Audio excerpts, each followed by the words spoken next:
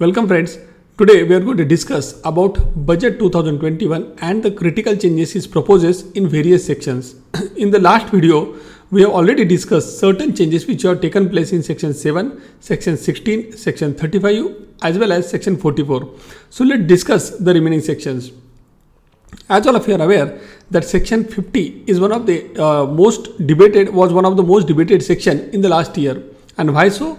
Because there was a basic debate which was ongoing on this section as to whether interest which is payable by the taxpayer, whether it would be payable on the gross amount or on the net GST liability. Now in this regard, let us understand what is gross and net first. If a taxpayer, let us say, is having 100 rupees as his GST liability and he is having 60 rupees as input tax credit. So the basic question which will come to mind would be whether the interest would be payable on the gross 100 rupee as a liability if there is a delay in payment, or on the 40 rupees which the taxpayer is going to make payment in cash. In this regard, there were contrary views, and even there were numerous High Court judgment as well, such as a judgment in the case of Octagen Communication or Mega Engineering. And that's the reason this matter was placed before the GST Council meeting. The GST Council in his 39th meeting stated that the interest would be payable only on the net amount rather than the gross GST liability. This was a very welcome statement and this was a very welcome move. Now in this regard, the budget 2021 is proposing to introduce a proviso.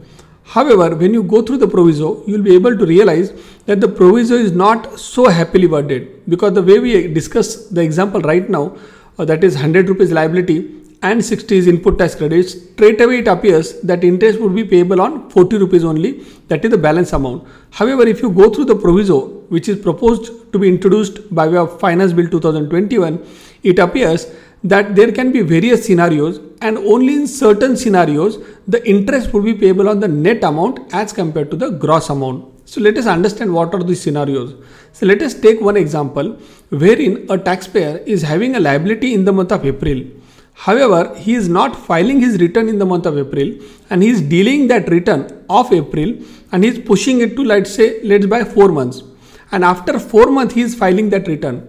So what this proviso says, that if there is any GST liability which is arising in a particular tax period, and if that tax period related return, if you are going to file subsequently, correct, so that entire return you are delaying by 3, 4, 5 months, correct, in such cases the interest would be applicable only on the net amount. That means if you delay filing of return, the interest liability would arise only on the net amount, that is net GST liability, that is the amount which you are going to pay in cash. However, you would have seen that in some cases what happens, a taxpayer might be, let us say, having a liability of 150 rupees. However, accidentally he only pays 100 rupees only to the government. Although he is having substantial amount of input tax credit, let us assume that he is having 300 rupees as input tax credit, correct? But he is discharging only 100 rupees.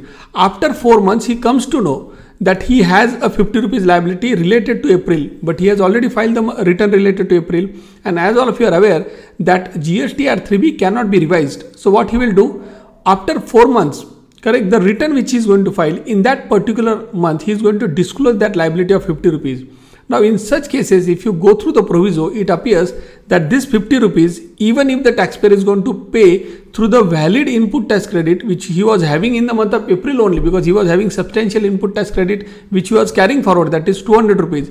Still in such cases, if you go through the proviso, it appears that interest could be applicable, correct? So that means what? That only in scenarios where you are delaying the entire return, correct, if you are dealing the entire return, then only interest would be payable on the net amount. So if you are a compliant taxpayer, if you are a genuine taxpayer who is going to file the return, but inadvertently, by accident, if you miss any liability, then practically that means on that liability, even if you are having input tax credit available, still as far as this proviso is concerned, it says that interest could be applicable on the gross amount. I think it is a bit unjust or unfair provision, because as we have seen even in excise regime, there was a specific circular which was issued by the government saying that if there is any duty demand, correct, if there is any duty demand, then the duty demand has to be, or the show cause notice has to be issued after setting up the sandbag credit available, if any.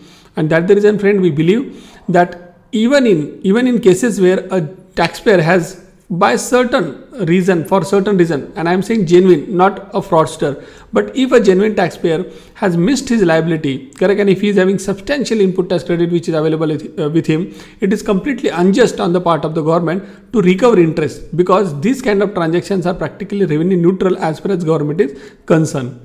Now friends, additionally you would have seen that when you look at the fact that in section 1550, this section was already heavily debated for last 2 years. So after 2 years, if the amendment is proposed to be carried out, correct, and that too, please note, this amendment would be applicable right from 1st July 2017. That is, it would be applicable from retrospective effect.